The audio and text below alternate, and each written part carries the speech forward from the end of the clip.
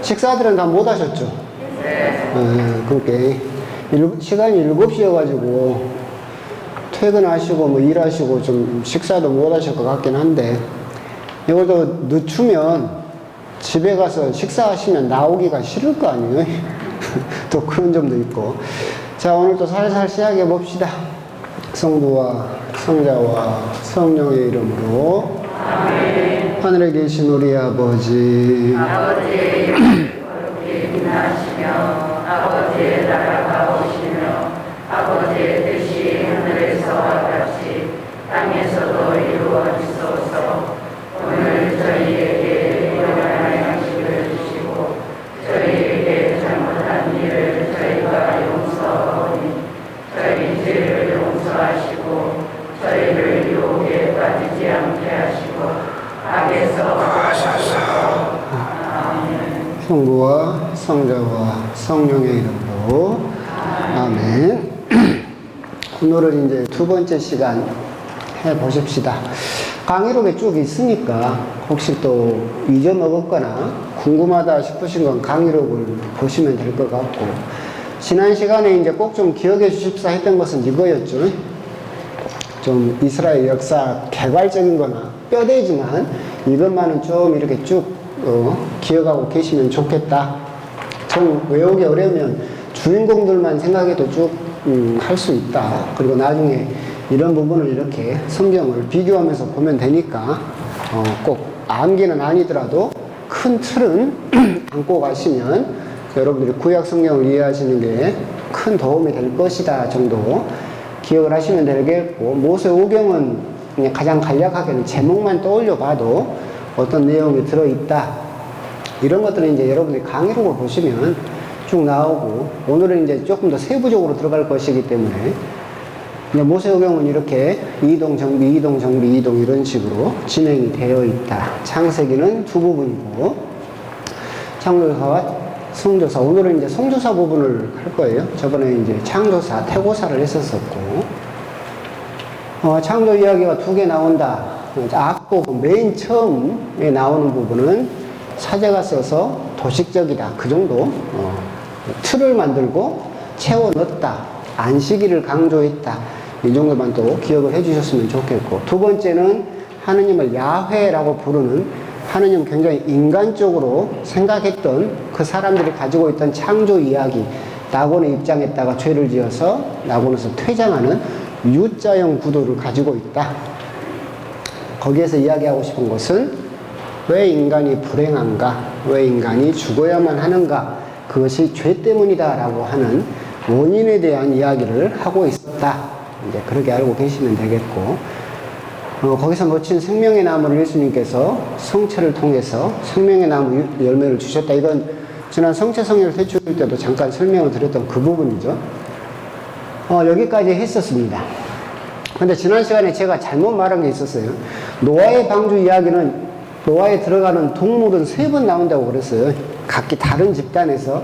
근데 제가 거기서 막 잘못 말했는데, 한 쌍, 7쌍, 부정한 짐승은 한 쌍, 그 세 번째 이야기는 정결한 짐승이나 부정한 짐승이나 모두 3가지, 2씩 이렇게 서로 다른 이야기가 3번 나온다. 3번 나오는 것은 맞게 말씀드렸는데, 이 한 쌍씩 7쌍, 제가 이걸 5쌍이라고 했던가 그랬을 거예요. 그래서 이 부분이 조금 잘못돼서 바로 잡고 오늘 이야기를 하도록 하겠습니다. 하여튼 여기서 이야기하고자 하는 것은 성령이라고 하는 것이 완전히 인쇄돼서 하늘에서 금박칠해서 내려온 것이 아니라 서로 다른 집단들이 이야기를 가지고 있었었고, 나중에 그게 취합돼서 손으로 쓰였다라고 하는 거, 그러고만 알고 계시면 되겠습니다.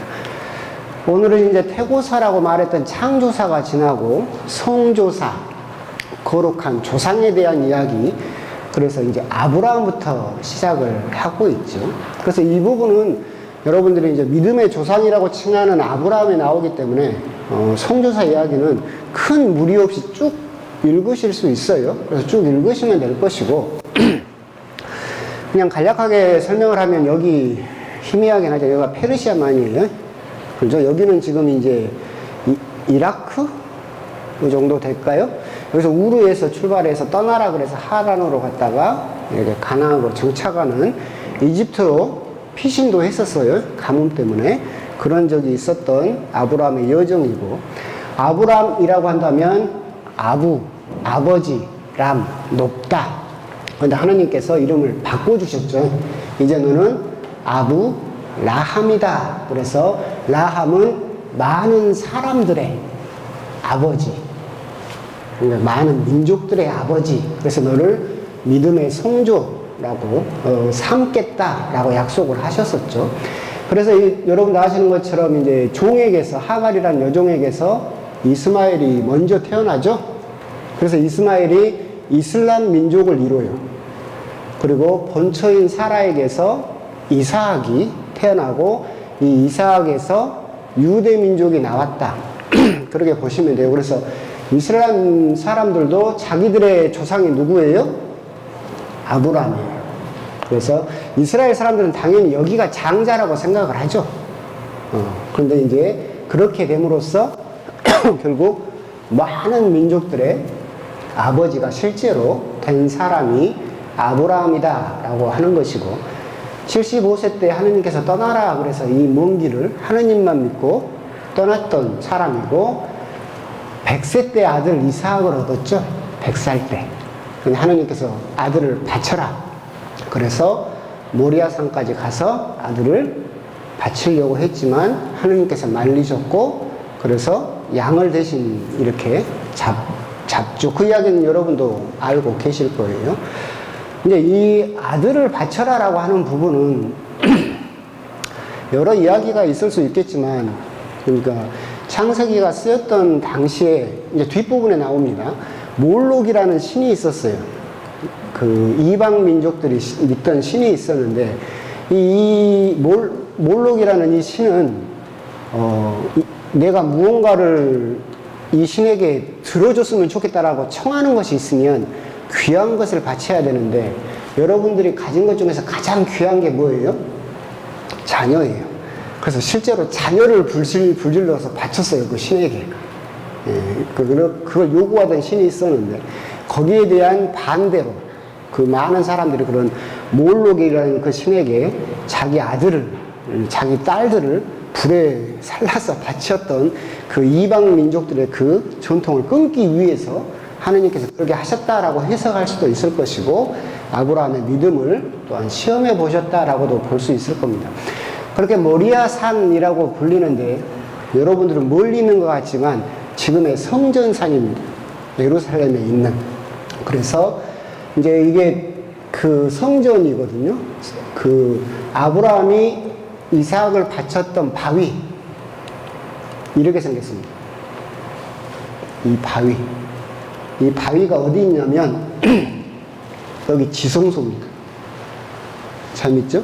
아브라함이 이삭을 바치려고 했던 그 바위 터가 예루살렘 성전의 지성소 자리입니다. 그리고 지금은 뭐냐면 이슬람의 황금 사원으로도 바뀌어 있습니다. 그러니까 이 자리를 세 종교가 서로 탐내죠. 유대교는 뭐예요? 아브라함이 이삭을 바쳤고, 성전, 가장 거룩한 성전에서도 지성소 자리가 이 자리잖아요. 이 바위 되찾고 싶겠죠. 이슬람은 또 왜 그러느냐라고 한다면, 이슬람에서는 자기들의 그 아브라함도 당연히 자기들의 조상이라고 생각을 했지만, 무함마드, 마호메트라고 불리는 그 이슬람을 만든 사람 있죠. 그 사람이 여기서 승천했다고 믿어요. 실제로 이 무함마드는 예루살렘에 가본 적은 없어요. 환시 중에. 그래서 여기서 승천했다고 주장을 하기 때문에 이 터를, 그리고 우리 그리스도교 역시도 성전의 지성소 자리였고, 아브라함이 아들을 바치려고 했던 자리였기 때문에, 그래서 이 바위 터가 어떻게 보면 전 세계 중에서 세 종교가 가장 첨예하게 부딪히는 지금 자리이고, 여기는 지금 못 들어갑니다. 이슬람에서 딱 막아놨기 때문에. 그러니까 여러분들이 이제 그 예루살렘 성지순례를 간다거나 하게 되면 여기는 들어갈 수 없는 자리죠. 그래서 하여튼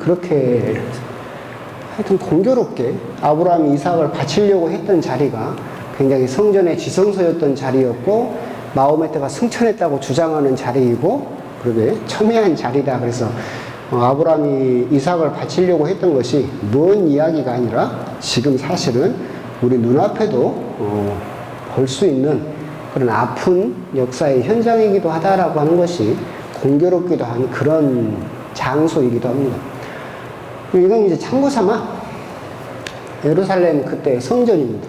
여기가 이제 아브라함 이삭을 바쳤던 지성소 바위가 있는 자리이고 이게 예루살렘의 성전 크기입니다. 옛날에 한번 말씀드렸는데 이게 월드컵 상암 경기장 35배 규모예요. 어마어마한 규모죠. 상암 경기장 여기 몇만 명 들어가죠? 5만 명? 7만 명 막 들어가잖아요. 여기에 35배 규모로 성전이 있었다. 그러니까 이스라엘 사람들이 성전에 대한 얼마나 큰 자부심을 느꼈었는지 알겠죠. 근데 이 성전을 예수님께서 헐어라. 내가 사흘 만에 다시 세우겠다라고 했을 때 이스라엘 사람들이 얼마나 또 그런 도전 받는 모멸감이 컸겠느냐라고 하는 거죠. 이건 이제 성전을 다시 이렇게 재현해 본 건데 이런 게 경기장이에요. 이런 게 건물이고 그럼 성전 벽이 얼마나 높다라는 것도 알 수 있겠죠. 이렇게 큰 성전을 그 당시에 짓고 있었다. 그리고 가장 큰 저 지성소에가 아브라함이 이삭을 바쳤던 장소이기도 하다. 참고 삼아서 성조사는 그냥 여러분이 쭉 읽으면 되니까 그냥 간략하게 하는 겁니다. 그리고 나서 이제 이삭에게서 이스라엘이라고 하는 야곱이 태어나죠. 형이 에사오였었고 사냥꾼 그리고 이렇게 집에서 어머니를 도우면서 했던 야곱 발 뒤꿈치를 잡고 태어났다라고 해서 둘째인데 야곱이라고 지었다고 해서 사실은 이 야곱이 이름을 이스라엘이라고 하나님하고 씨름을 했죠. 야복강 나루에서 그냥 쭉 읽어보시면 나오잖아요. 흥미진진하게. 그래서 이름을 새로 봤죠. 이스라엘. 그래서 사실 어떻게 보면 이스라엘 민족의 시작이 사실은 야곱이죠. 이스라엘이라고 불리게 된 민족. 뭐 이런 뜻은 여기에요. 이스라엘 뜻이 하느님과 겨루다, 겨루 이기다. 뭐 그렇게 생각하시면 되겠고 뭐 쭉 읽으시면 됩니다. 장자권을 가지고 싸웠고 뭐 결혼을 했고 야곱강 나루에서 하느님하고 씨름을 했고 이스라엘 민족이 형성됐다. 성조사는 특별하게 어떤 의미를 세세하게 들어갈 필요는 없고 여러분들이 쭉 그냥 읽으시면 되고 중요한 것은 야곱에게서 이제 이스라엘의 12지파가 12아들을 통해서 12지파가 형성이 되었다라고 하는 거죠. 근데 여기가 노란색이 두 개가 있죠. 이 두 개는 왜 노란색이냐면 12지파가 딱 정해져서 쭉 12지파가 간 게 아니에요. 간혹 가다 보면 레위 지파는 12지파에서 사라져 버리기도 해요. 12지파를 셀 때 레위 지파를 빼버려요. 또 어떤 여러분이 그 성경을 읽다 보면 그래요. 요한묵시록에도 그렇게 되어 있거든요. 근데 요한묵시록에는 요셉 지파가 없어요. 요셉의 아들인 에브라임 지파와 므낫세 지파가 나오지 요셉 이야기는 없어지죠. 그래서 성경의 기록에 따라서 12아들이긴 하지만 어쩔 때는 요셉의 아들인 에브라임과 므낫세 지파가 등장을 하기도 하고 구약 성경을 보다 보면 레위 지파가 사라져버리기도 한다. 그렇게 약간의 12지파를 세지만 딱 12지파가 고정돼서 가는 것이 아니라 시대에 따라서 들어가기도 하고 빠지기도 하고 그런데 이 두 지파만 그런다. 이 두 지파만 그렇다. 이 정도만 알고 계시면 되겠습니다. 그래서 나중에 이 12지파도 이건 이제 부인들이죠. 네? 부인 총 여종들 야곱이 제일 사랑했던 부인 그럼 쭉 읽어보시면 되겠고요. 그리고 나서 야곱이 여기서 살다가 여러분 요셉 이야기 알죠?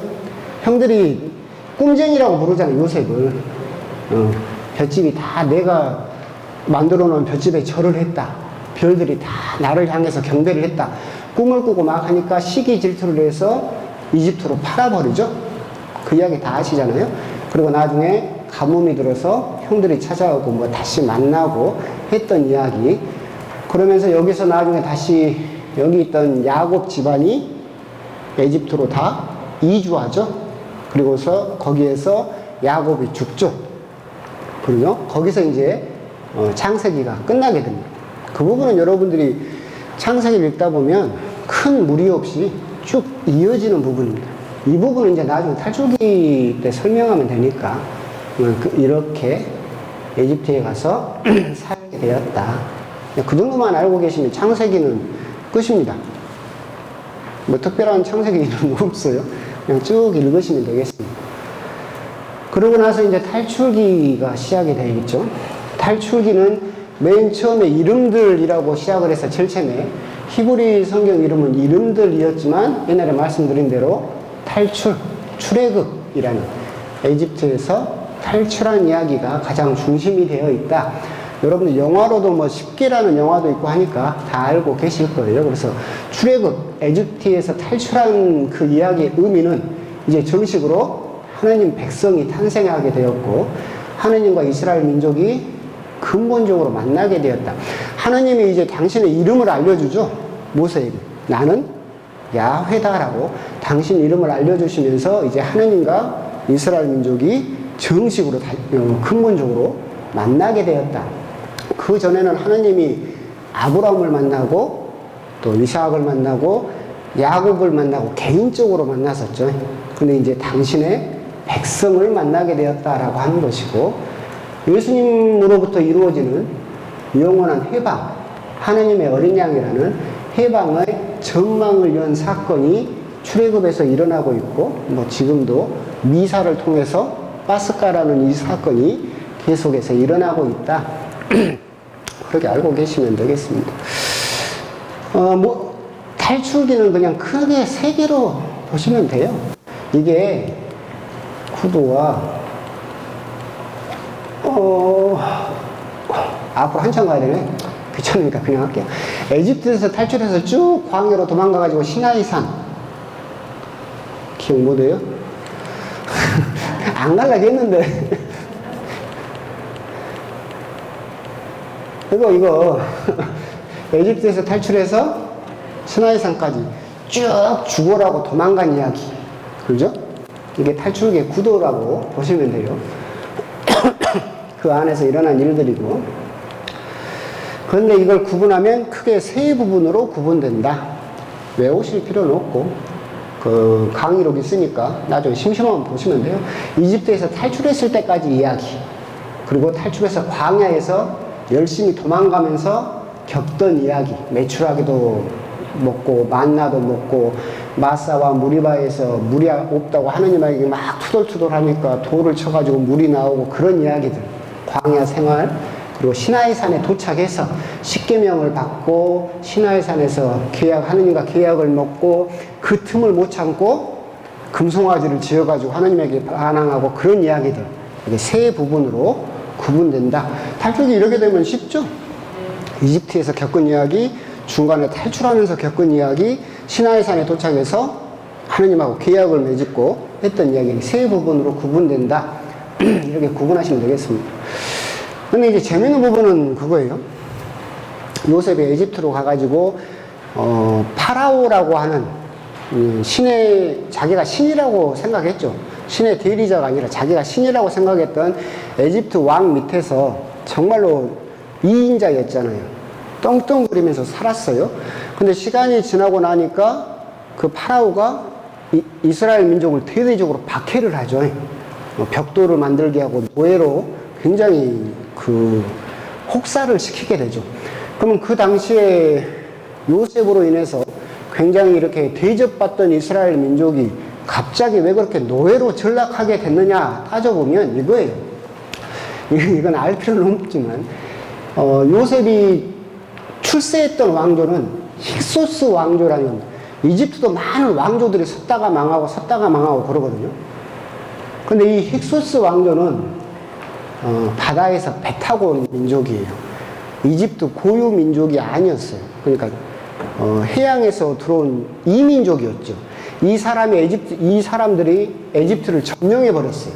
그래서 힉소스 왕조라는 걸 세웠죠. 그래서 다스리면서 누구를 채용한 거예요? 이민족인 요셉, 이스라엘 민족을 대대적으로 채용해서 대접했죠. 그런데 이 힉소스 왕조가 몰락해요. 망해요. 그러고 나서 왕권을 누가 잡느냐면 이집트 토속, 그 땅에 살던 사람들이 왕권을 되찾아오죠. 그러니까 이 사람들이 보기에는 이스라엘 민족은 누구예요? 전 왕조에 부역한 민족이에요. 그죠? 그래서 이렇게 노예 처지가 돼버린 거예요.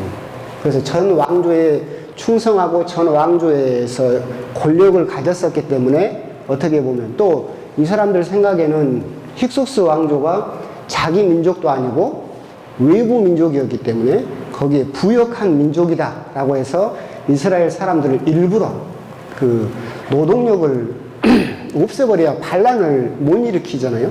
그래서 대대적으로 피라미드 공사라든가 왕의 무덤이라든가 또는 이렇게 지푸를 넣어가지고 벽돌을 만드는 작업에 대대적으로 이용을 하게 되죠. 그래서 이제 이스라엘 민족들이 하느님께 부르짖게 된다. 그러면서 탈출기가 이제 시작이 되는 겁니다. 탈출기 또 모세오경의 가장 큰 주인공은 모세죠. 물에서 건졌다라고 해서 모세, 뭐 이름은 이제 다르게도 할 수도 있겠지만 모세는 120살까지 삽니다. 근데 이걸 쪼개면 40년씩 쪼개져요. 그래서 3단계예요. 4 곱하기 3, 120. 40살까지는 여러분도 탈출기 보면 알잖아요. 그 물에다 띄워서 보내니까 파라오의 딸이 건져서 자기 자식처럼 기르죠. 그래서 이집트 그 왕조 밑에서 산 게 40년.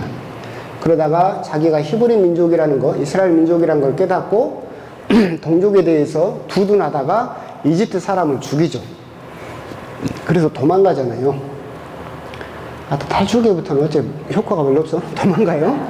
그래가지고 미디안 땅으로 가요. 미디안 땅은 이집트하고 팔레스타인 그 사이에 있는 시나이 반도가 있는 삼각형으로 된 그리 미디안 땅으로 도망가서 목동을 하죠. 양을 쳐요. 여기서 이제 결혼도 하고 자식도 낳고 살죠. 그러니까 40년이죠. 그래서 이때 시나이산, 호렙산에서 떨기나무가 불타고 있는데 나무는 타지 않으니까 양을 치다가 저게 뭘까 하고 가서 보다가 누구를 만나요? 하느님을 만나죠. 야훼를 만나요. 그래서 이집트 땅으로 가서 내 민족을 구해내라 해서 여기서 40년, 여기서 목동으로 40년을 살다가 이집트 왕을 만난 게 80살. 그러고 나서 광야에서 몇 년 헤매요? 40년. 그러니까 120살. 모세를 기억할 때는 그래서 이집트 왕족처럼 산 게 40년, 시나이 반도 가서 목동으로 산 게 40년, 유대 민족을 끄집어내서 광야에서 헤매고 다닌 게 40년, 120살 하면 딱 떨어지겠죠. 이렇게 되면 또 이해하기도 쉬우실 거예요. 이렇게 되면 모세오경도 또 이렇게 전체적인 맥락을 또 여러분들이 기억하실 수 있어요. 이건 이제 강의로 놓는 건데 자꾸 저보고 수박 거달기라고 해서 한번 넣어봤어요. 모세가 딱 하느님의 명을 받고 파라오에게 가죠. 가가지고 이집트 백성을 구해내겠다. 시나이산으로, 팔레스타인으로, 제일 처음에는 이제 시나이산으로 가서 하느님을 경배하겠다라고 핑계를 대지만 궁극적으로는 이스라엘 민족을 노예로부터 끄집어내겠다. 파라오가 거절하죠. 그래서 몇 가지 재앙이 닥쳐요. 10가지 재앙이 닥쳐요. 나일강의 물을 피로 만들고, 개구리 재앙, 파리, 그리고 동물들에게 악질, 사람 몸에 피부병, 우박, 메뚜기 떼, 해가 사라지는 그 암흑의 날들, 그리고 장자의 죽음까지 10개의 재앙이 쭉 닥쳐요. 그러니까 이걸 외울 필요는 없는데 그냥 우리들 그런 재앙이 닥쳤는갑다라고 생각을 하지만 이건 사실은 야훼 하느님께서 이집트 신들을 하나하나 물리치는 과정이에요. 나일강 물을 피로 만들었다 라고 하는 것은 이집트 사람들이 나일강 신이 있었어요. 나일강은 이집트의 젖줄이었잖아요. 그래서 이렇게 홍수가 나고 나면 땅이 비옥해져서 농사를 잘 지을 수 있었어요. 그래서 나일강에 신이 있었어요. 그러니까 첫 번째 기적을 통해서 물을 피로 만듦으로써 어떤 신을 물리친 거예요? 이집트 사람들이 믿고 있던 나일강의 신을 물리쳐버린 거죠. 그런 식으로 개구리 기적은 개구리의 신 헤케트. 뭐 개구리까지 신이랍니까? 근데 이집트 사람들은 개구리가 알을 많이 낳잖아. 다삿. 풍요를 상징하는 신이라고 믿었어요. 그래서 이 얼굴도 개구리 두상을 하고 있는 신이 있었거든요. 그래서 이 개구리 기적은 개구리 신을 물리치는 기적. 이렇게 10가지 기적들이 하나하나 보게 되면 이집트 사람들이 믿던 신들을 하느님께서 하나하나 다 물리치는 과정이에요. 그리고 궁극적으로 여기에서 이 3명의 신이 이집트에서 보면 주신이죠. 가장 많이 믿던 신이었어요. 뭐 오시리스라든가 이시스라든가 아문, 레, 또는 라라고 불리는 태양신, 세라피스, 풍요, 곡식 이런 신들이 이집트의 주신들이었는데 막바지에는 점점 작은 신부터 시작해서 이집트의 큰 신, 주신들을 차근차근 물리치는 과정, 이것이 10가지 재앙의 그 이유이기도 하죠. 그래서 하느님께서 10가지 재앙을 그냥 굳이 일으키신 것이 아니라 이집트 사람들이 믿고 있던 신들을 하나하나 격파하는 과정. 그래서 이집트 사람들이 최고라고 믿던 신들까지도 다 물리쳐냄으로써 거기 있던 파라오로부터 항복을 받아내죠. 아, 모세 네가 믿고 있는 야훼라는 하느님이 진짜로 내가 믿는 신보다 더 힘이 세구나. 더 막았다가는 정말로 우리가 망하게 생겼구나라고 해서 파라오가 항복을 하게 되죠. 그래서 10가지 재앙이 그냥 일어나는 것이 아니라 이집트 신들을 하나하나 격파하는 과정이다. 그렇게 이해를 하시면 될 것이고, 이건 강의록이 없어서 나중에 뭐 첨가하든지 할게요. 오늘 하나하나 제가 다 뜯어가지고 넣었어요. 그래서 가져온 게 아니라 이 그림 하나하나 뜯어가지고 넣은 거야. 그러면서 이제 10번째 재앙이 막배를 치죠. 짐승이나 사람이나 막배를 치겠다 라고 하시면서 어린 양을 잡아서 문설주에 피를 바르면 죽음의 천사가 그 집을 거르고 지나가겠다. 그게 뭐라겠어요? 파스카. 이걸 한자로 하면 과월. 속도를 많이 내는 걸 과속. 담을 넣는 걸 월담. 그죠? 그래서 거르고 넘어서 지나간다. 그래서 파스카.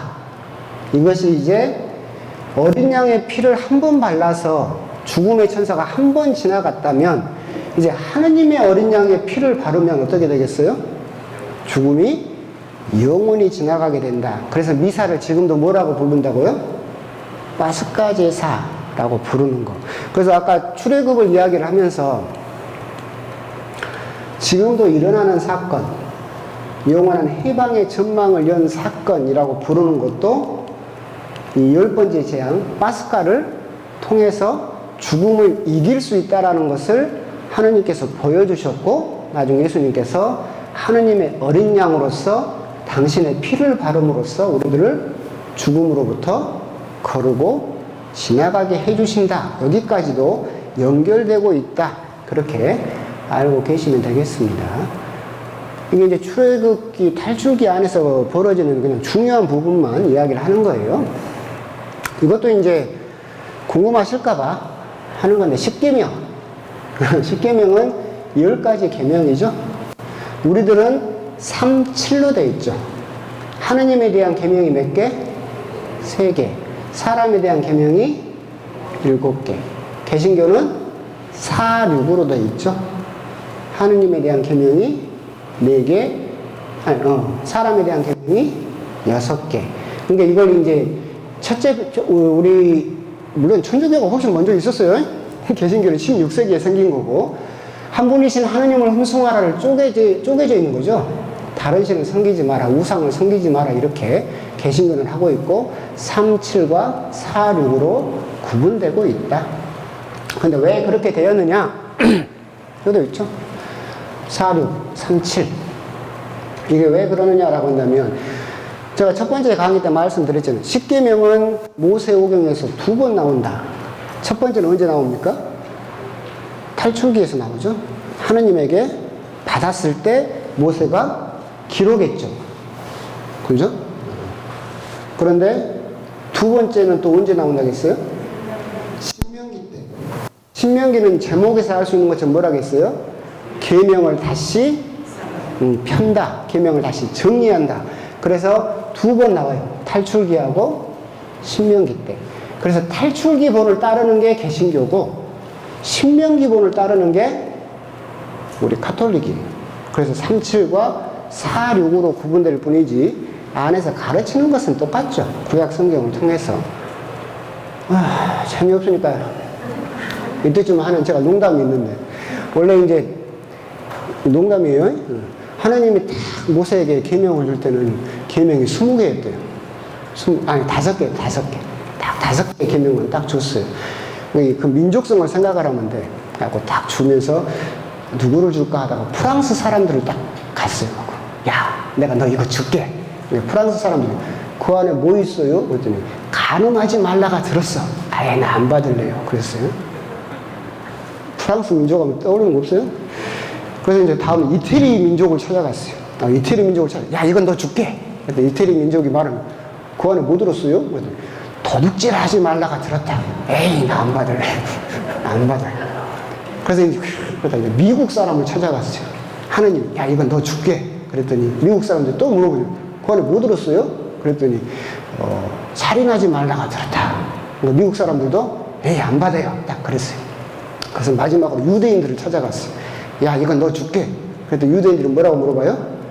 얼마예요? 하느님, 공짜다. 하나 더 주세요. 그래갖고 10개가 됐다고. 재미없어요?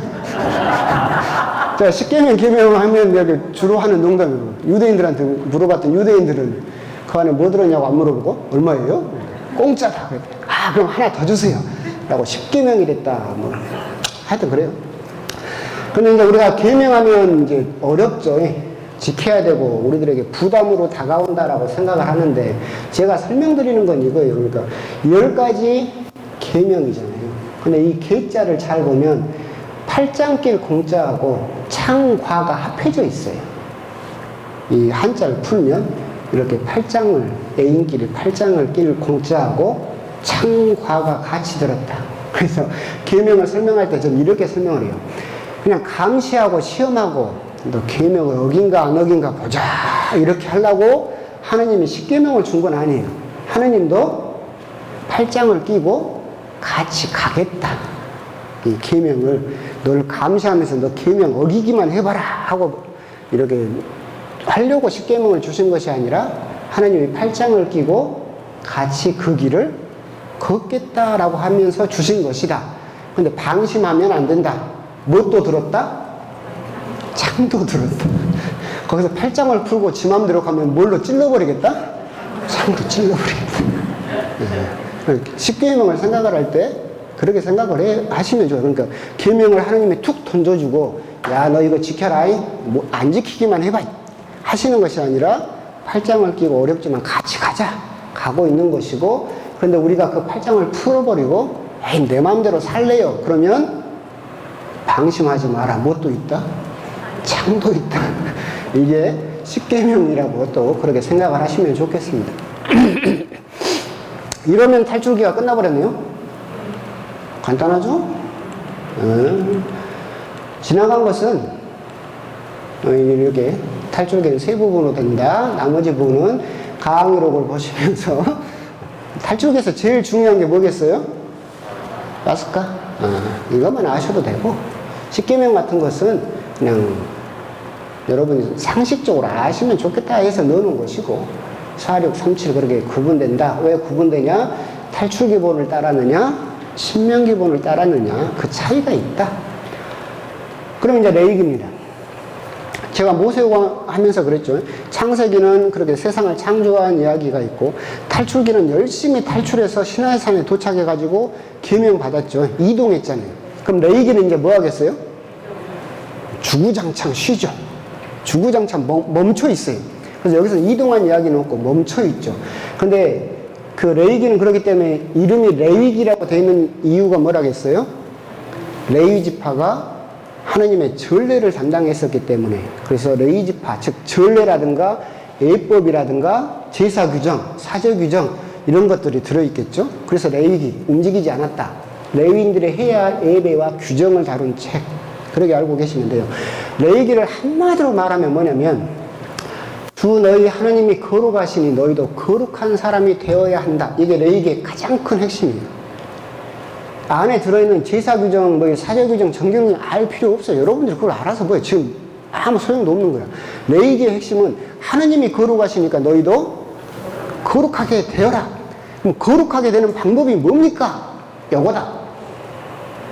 너희들 거룩하게 되려면 뭐 해라? 제사를 이렇게 지키고, 사제를 뽑을 때는 어떻게 하고, 사제 옷은 뭘로 만들고, 그 다음에 깨끗하게 되려면 정결, 즉 윤리적인 부정을 씻는 법. 하느님이 거룩하시니까 너희도 거룩하게 되라. 그럼 거룩하게 되려면 어떻게 해야 됩니까? 이렇게 해라. 이게 레위기의 끝이에요. 이 정도만 아시면 돼. 세부적인 항목은 여러분 기억하실 필요가 없어요. 레위기는 그래서 구분한다면 두 개의 구분이에요. 그냥 알고만 계시면 돼요. 총 5개의 제사가 나와요. 이거 다 외우실 거예요? 필요 없어요. 이런 거 많이 있다. 강의록에 있으니까. 번제, 곡식제, 친교제, 속죄제, 보상제. 이렇게. 번제는 언제 바칩니까? 속죄, 헌신, 감사, 후원, 감사 이렇게.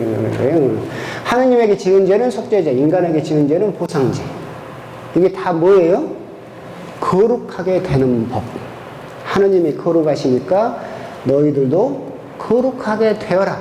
그래서 제사를 이렇게 드려야 거룩해진다. 이렇게 깨끗해야 너희들은 거룩해진다. 이렇게 그렇게 레위기가 구성되어 있다. 끝. 오지 마라. 이거 끝이에요. 레위기 하면 여러분 한 가지만 생각하면 돼. 하느님이 거룩하시니 너희도 거룩하게 되어라. 그럼 우리가 거룩하려면 어떻게 해야 됩니까? 이렇게 하면 된다. 끝. 민수기.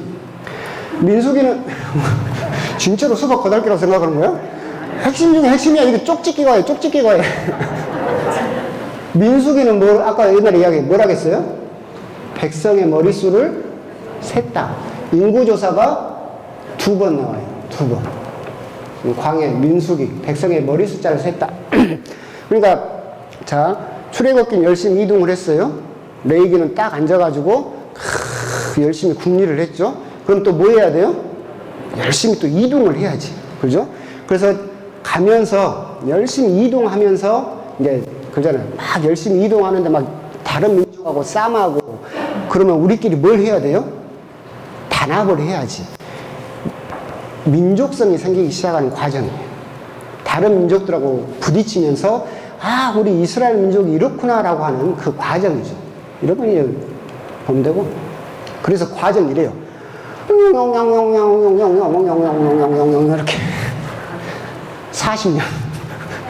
40년을 이러고 돌아다녔어요. 여기서 사실은 이렇게 해서 이렇게 올라가려고 그랬어요. 이렇게 올라가려고 그랬는데 여기서 막혀버렸지. 그래서 열심히 죽으라고 도망다녔죠. 이 과정 중에 아, 우리가 다른 민족과는 다른 이스라엘 민족이구나 라고 하는 것을 어떤 과정으로 조직 인구조사를 했잖아. 인구조사를 한 이유가 뭐예요? 군대를 만들고 조직체를 만들려고 인구조사를 한 거예요. 하느님 반대에도 불구하고. 그래서 인구조사를 함으로써 조직을 만들고 제도를 만들었죠. 그래서 이것은 이제 전례와 정결의 식으로 제도를 만들었는데 신정체제니까 그럼으로써 뭐가 됐어요? 예배로 하나 되는 이스라엘 민족 공동체 의식이 생기는 과정이에요. 이렇게 떠돌아다닌다. 그래서 내용은 이거 보시면 돼요. 외울 필요는 없고 강의록을 보면 아, 뭔 내용이 있었구나.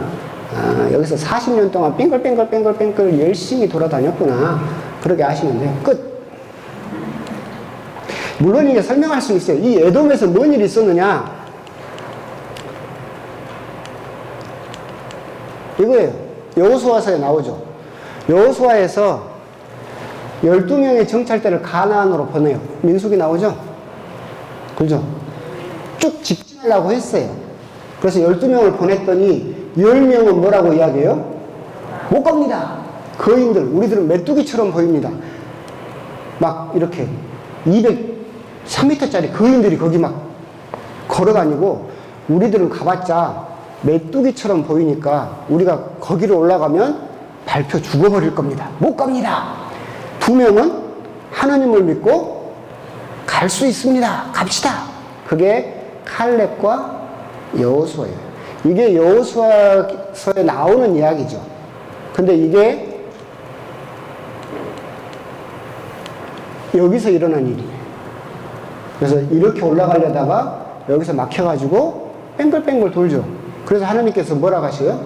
이 믿음이 없는 것들아 너희들은 광야에서 싸그리다 죽을 것이다. 나를 믿고 가자고 한 칼렙과 여호수아 빼고 나를 믿지 못한 너희들은 이 가나안 땅으로 들어가지 못하게 될 것이다. 그 사건이 민수기에서 일어나죠. 그러게만 알고 계시면 돼요. 그래서 40년 동안 끝내 못 들어가고 광야에서 또 돌다가 이집트에서 탈출한 1세대가 다 죽는다. 그게 민수기의 내용이죠. 끝. 신명기. 신명기는 이것도 똑같아요. 제목 그대로 하느님의 계명을 다시 편다, 되풀이했다, 다시 정리했다. 그러니까 신명기는 아까와 똑같아요. 이동했다, 멈췄다, 이동했다. 이제는 뭐 해야 돼요? 멈췄다. 여기 이 산에서 모세가 죽음을 앞두고 있어요. 그러면서 하나님께서 약속하신 땅을 이렇게 보고 있는 거지. 보면서 나는 못 들어가지만 40년 동안 광야에서 또 돌아다녀야만 했던 이유를 보니까 우리가 하나님을 온전히 믿지 못했기 때문이다. 그래서 내가 하나님에게 받은 계명을 이제 2세대죠. 그죠? 이집트에서 탈출할 때 데리고 왔던 핏덩이들이잖아. 이 2세대들에게 내가 하나님에게 받은 계명은 이렇다. 하나님은 나에게 이런 걸 가르치셨고 이런 걸 명령하셨다. 두 번째 거. 다시 정리했다. 그러니까 신약 성경에서 제일 많이 인용되는 게 신명기예요. 계명을 다시 딱 체계화해서 정리했기 때문에. 그러니까 이것은 죽음을 앞둔 모세가 유언으로 전하는 계명. 이렇게.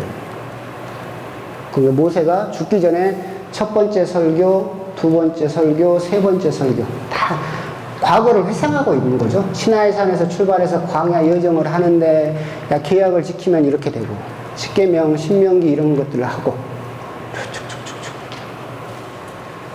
그러면 뭐예요? 끝. 이건 강의가 빠요. 신명기는 말했잖아. 이동했다, 멈췄다, 이동했다. 신명기는 멈췄어요. 근데 왜 멈췄느냐면 모세가 죽음을 앞두고 있어요. 그래서 모세가 죽음을 앞두고 내가 하나님에게 이제까지 받았던 계명을 다시 정리하는 거야. 그래서 너희들은 우리와 같은 과거를 되풀이하지 마라. 그러면서 누보산에서 자기 죽음을 앞두면서 당부했다. 그래서 계명을 다시 정리했다. 그러면 신명기를 온전하게 다 이해하는 거다. 그럼 끝. 그냥 계속 이야기했죠. 계속 이 패턴이죠. 이동, 정비, 이동, 정비, 이동. 자, 이제 신명기에서 누보산에서 다 계명을 정리했어요. 그래서 너희들은 이제 그 다음 세대한테 하나님 배신 안 할 거지? 예. 하나님이 주신 계명 다 지킬 거지? 예. 그럼 뭐해? 진군 이동. 그게 여호수아였어요. 그러니까 여호수아에서 이제 책 제목이 여호수아잖아요. 그럼 주인공이 누구예요? 여호수아. 왜 주인공이 됐는지 이야기를 해야 될 거 아니야, 얘가. 갑자기 모세가 죽고 나니까 모세가 너 내 후계자, 여호수아 네가 내 후계자라고 해서 갑자기 주인공이 된 것이 아니라 이미 이때부터 주인공 기질이 있었다. 그래서 얘가 주인공이 됐다. 그래서 이 이야기를 이제 시작하는 거죠. 그래서 이렇게 돼요. 이런 것도 그냥 참고 삼아. 다필족, 네필립 뭐 그러는 날. 여러분은 잘 모르는데 이 말이 게임에서는 엄청 유명한 말이에요. 모르죠? 디아블로라는 게임에서 네팔렘이라고 여기서 다 따온 거예요. 여러분 창세기 6장을 보면 하느님 아들들이 사람의 딸들과 결혼했어요. 그래서 난 것이 나필죠. 옛날에 네필림이라고 했거든요. 이렇게 골리앗처럼 큰 사람들이 태어났다. 이제 그런 사람들이 살고 있었다. 참고 삼아서 그냥 알고 있으라고. 그래서 여호수아서는 이제 느보산에서 모세가 죽고 여호수아가 계약의 기회를 짊어지고 강을 건너죠. 요르단 강을 건너서 에리고를 점령하고 쫙쫙쭉쭉쭉 가나안 땅을 정복하는 과정. 끝. 여기서 뭐 또 있어요? 없어요. 계약의 기회를 메고 하느님 약속대로 가나안 땅으로 진군해서 점령하는 과정. 이게 그거예요. 그냥 이렇게 진군했다. 여호수아 내용을 보면 다 이렇게 돼 있어요. 어디를 가서 어디 성을 점령했고 어디를 점령했고 했다. 그런 과정이고, 그래서 다 점령하고 나니까 지파들에게 땅을 이렇게 분배했다. 그렇게 알고 계시면 돼요. 근데 사실은 이건 뻥이에요, 뻥. 왜 뻥이냐면, 뻥은 아니지, 뻥은 아닌데, 뻥은 아닌데, 여호수아 때 이렇게 지파들이 팔레스타인을 온전히 다 지배하지 못했어요. 자기들은 이상적으로 지파들의 땅을 이렇게 분배하겠다라고는 했는데 점령하지는 못했어. 이것은 그러니까 자기들의 이상형이에요, 이상형. 근데 이제 여호수아서에서는 그렇게 점령한 것처럼 기록을 했죠. 왜 그랬느냐? 이건 이제 에리고가 나오긴 하는데 조금 있다 보면 판관기에서 여실하게 등장해요. 건너왔어요. 그러니까 정복을 시작을 해. 근데 이스라엘은 여기가 지중해잖아요. 평야가 이쪽에 있어요. 이쪽은 산악지형이에요. 그러니까 북쪽이나 이쪽이 그나마 곡식을 기를 수 있고 풍족하게 살 수 있어요. 근데 이렇게 딱 건너갔을 때 뒤에도 이제 나오는데 이스라엘 민족은 청동기 문화였어요. 이집트를 나오면서 청동기를 가지고 온 청동기 문화였어. 딱 넘어왔어요. 그런데 여기 살던 그 블레셋, 지금은 필리스테라고 번역된, 옛날 공동물 블레셋이라고 되어 있었죠. 블레셋이 이 평야지대를 다 차지하고 있었어요. 근데 이 블레셋은 해양 민족이에요. 바다에서 건너와가지고 여기를 정복한 민족이거든요. 이 사람들은 철기 문화였어요. 기말했어요, 기말. 그러니까 여러분들이 그 말에다가 철기로 이렇게 바퀴 달아가지고 찌르잖아요. 뭔 소리야? 그러니까 여기서 딱 넘어온 이스라엘 민족은 말도 없어요. 보병이잖아. 근데 평야로 딱 진군해보니까 이 청동기 가지고 야 돌격 하고 있는데 저쪽에서는 말을 끌고 병거 이 사람들이 철기로 투구를 뒤집어 쓰고 청동기로 찌르면 철이 들어가져요? 안 들어가져요? 안 들어가요. 그래서 이 평야지대를 사실은 정복을 못했어요. 그래서 산악지역에 붙어서 살았지. 평야로 내려가면 그러잖아요. 똑같이 병거를 쓰고 기마병을 운용하는 철기 문화가 산악지형으로 올라오면 못 쓰죠. 그러잖아요. 그래서 산악지형에 붙어서 있었어요. 그렇기 때문에 그 가나안 정복이 쫙 들어가자마자 축축축축 일사천리로 그냥 다 정복해버리고 다 이겨버리고 이렇게 일어나지는 않았어요. 여러분들이 판관기를 보면 여실하게 그게 드러나죠. 근데 하여튼 중요한 건 여호수아서에서는 그렇게 가서 이렇게 다 정복한 것으로 기록이 되어 있다. 끝. 여호수아서에서 가장 중요한 건 에리고 정복이죠. 에리고 정복. 계약의 기회를 메고 요르단강을 딱 건너서 여기도 이제 지형이 잠깐 나오는데 이쪽이 이제 그 요르단강 이쪽에 또 이쪽이 평야 지역이고 이쪽이 산악 지형이죠. 그리고 이쪽이 이제 요르단강 쪽이라 이쪽이 또 그 에리고는 특히나 교통의 요지였어요. 그리고 강변이었기 때문에 풍요한 도시였죠.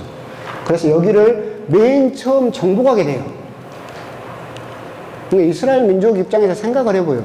우리가 저 거대한 성을 드디어 정복을 했어. 그러면 하느님이 약속하신 것이 이제 이루어지는 거죠.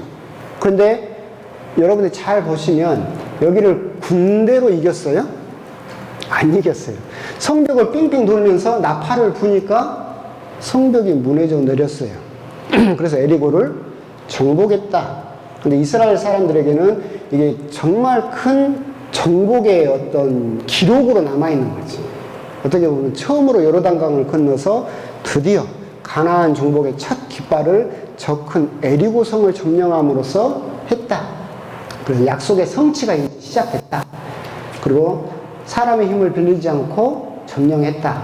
아, 약속의 하나님께서 정말로 성실하게 들어주시는구나. 이것을 에리고 정복을 통해서 체험하게 되죠. 이게 이제 가장 큰 사건이다 라고 생각하시면 돼요.